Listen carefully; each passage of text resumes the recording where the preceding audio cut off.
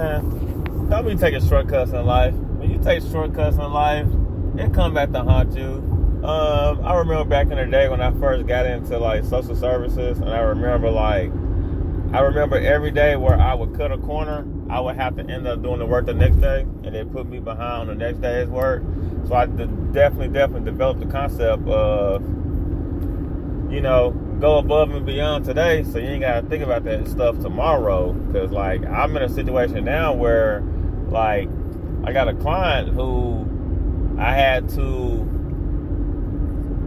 take to the ER. But in reality, I had a client that I know my job, but I didn't use my job today. I used my experience today. And, that's part of completing the mission and tying up all loose ends, is ensuring that you use your knowledge to the situation. And that'll really get you really far, because a lot of times when you go above and beyond, you're not really going above and beyond, you're really meeting new standards. You're not creating a situation where you are doing more work or more meaningful work. In reality, you're just setting a new standard for achieving tasks. You know what I'm saying? Like, I'd say, like, when you clean your room, and if you do a deep clean more often, you'll actually end up cleaning less compared to deep cleaning your room every month, and then you realize you're working hard every month because you're getting dirty. But when you deep clean more often, you're not really cleaning as much because it's already clean, and you're more conscious on what it's going to take to keep clean. Because I've been definitely more structured at home. When I come home, it's weird. I get to appreciate and enjoy being home longer now, because when I get home, I don't have to clean up. And that's the same thing when you're dealing with people. You don't want to find yourself in situations where you're not putting the effort in today. Because when you don't put the effort in today, it comes back to haunt you the next day.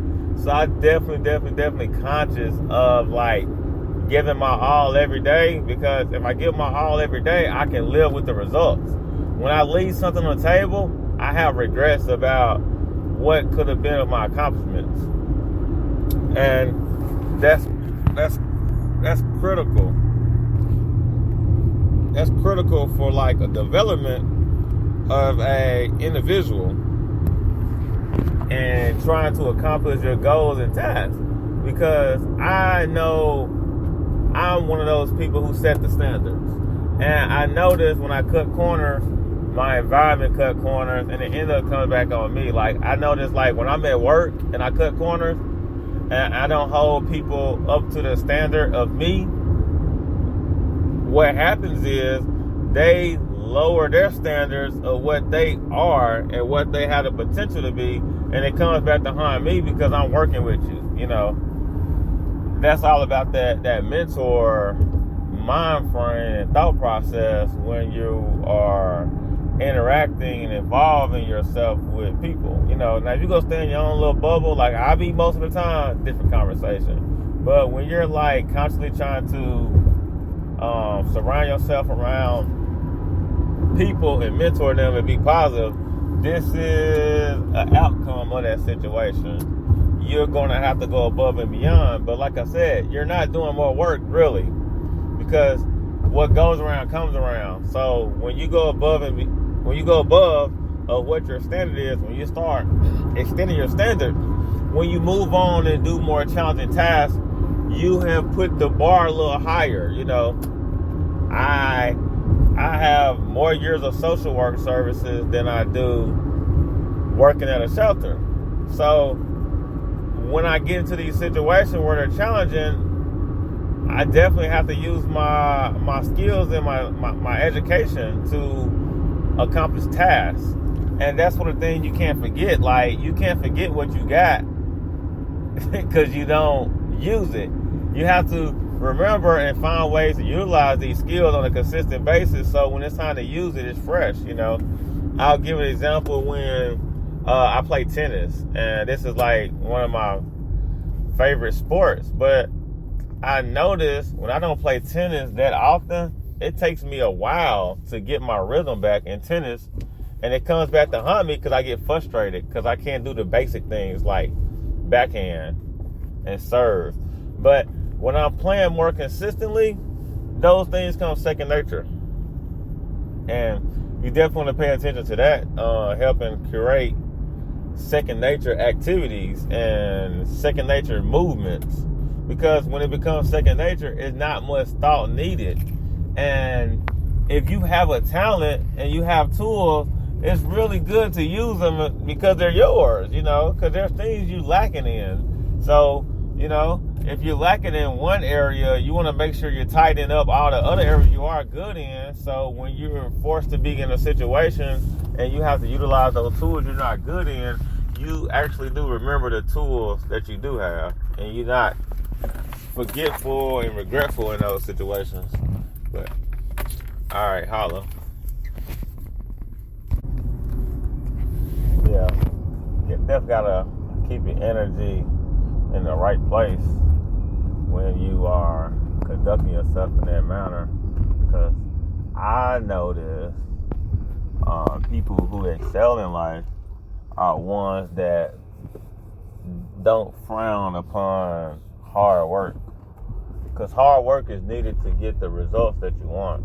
And, if you're not trying to do hard work, you're not trying to get good results. You're just trying to get results. And that's not good to have that defeatist mentality of I'm just going to get the work done. You want to actually I want to do the work well, because that's actually practice to you building on a foundation of doing work well. It's like, whatever all you got is your actions. You know what I'm saying? You can always have a talk the talk, but in reality, all you got is your actions. People are going to judge you by your actions. And if you cut corners and people notice you cut corners, they're going to view you as an individual that cut corners. And that's not a good approach to have when you are conducting yourself around others and attempting to have meaningful times and work. So I definitely want to focus on that a little more. I think I may try some professional development with that, because people view it differently, and I want to be more diverse in my viewpoint of hard work. Because I know sometimes you can have people who take this back to the back. I had a co-worker that would be they would do hard work when somebody around, but when people not around, they'll be slacking off. And it's you gotta be consistent, because people notice, people notice how you work. And, if you're doing your job, you never have to worry about working. And that's what I always notice, I'm more concerned about the person that's hard working in front of me than the person who's not working hard in front of me. Because you're doing your job. Your job doesn't require you to work hard. Your job requires you to do what your job is. So when I see somebody going above and beyond in front of me, I'm more questioning what you doing when I ain't around. And that's not good, because you're doing the opposite effect. You're kissing up to go up, but in reality, you kissing up and going down. So I definitely want to focus on that more. Maybe find me some self-help books with this subject and things like that, because I noticed when I was in the dental field, and when I was in the dental field, I was part of the records. And when I became in charge of the records, I got a different appreciation for the record, because I would write records sometimes, and when we did a record review, it would be, "Hey, Michael, you did this," So it turned into a, "Michael, why do you take that shortcut?" So that's what I noticed. Sometimes we take shortcuts but don't know why we take shortcuts. So it's really critical to find out why you take shortcuts. And most times we take shortcuts because we have a habit. It's became second nature to cut corners. And when you have that mentality of second nature cutting corners, it just follows you. And you get to the point where you become someone that leads others, and it's not second nature to do and complete tasks. That's why I feel like people should get responsibility early. And I've been working on that with Zoe, with teaching her and working with her on responsibility, which is hard because she's the only kid, but I'm trying. And her mom's trying, because when somebody has responsibility, they actually have more appreciation for what they're doing.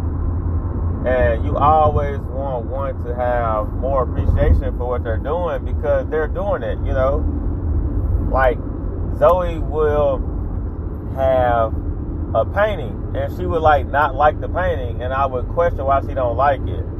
And I would have to encourage her when she doesn't like her paintings, because there's nothing wrong with not liking your painting, but you don't want to have a mood change because you didn't do a painting right, because it's a painting.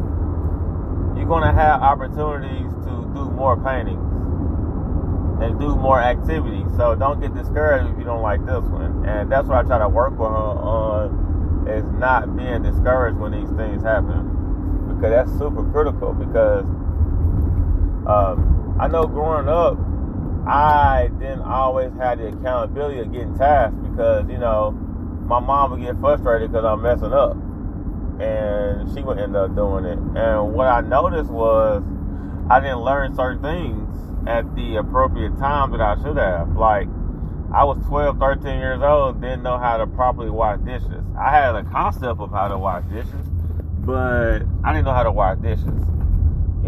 I was 15, 16, I didn't know how to wash my own clothes. And it's not, I didn't want to learn, it's like my mom didn't trust me. She didn't trust me. And, when it comes to doing things like that, it's slow involvement. It's like sort the colors. This is what it looked like. Okay, you do it. You put the soap in there. Okay, cool. Next time, hey, you turn it up. Hey, if it's cold, things of that nature. And that's what things, I definitely do now with Zoe. But I understand why my mama didn't did it. But the fact she didn't do it, I see the effects of it not being done. And I definitely don't want to go down that route with my parenting. But even with my working skills and just being a mentor, I don't want to be one that unconsciously, cut corners. I don't want to cut corners and it's not a reason to cut corners. I know sometimes you may not do a task, but you have reasons to not do the task. But you want to make sure that reason is something that's not going to affect you doing something else. I know sometimes if I'm super tired, I will not do anything. I will relax and do nothing because I know I'm burnt out. But I know what burnt out is in my life. So I know when I'm burnt out, I know just stop. It's not, I'm going to continuously go overboard or I'm going to feel frustrated. I just burnt out. And when I burnt out, I just stop.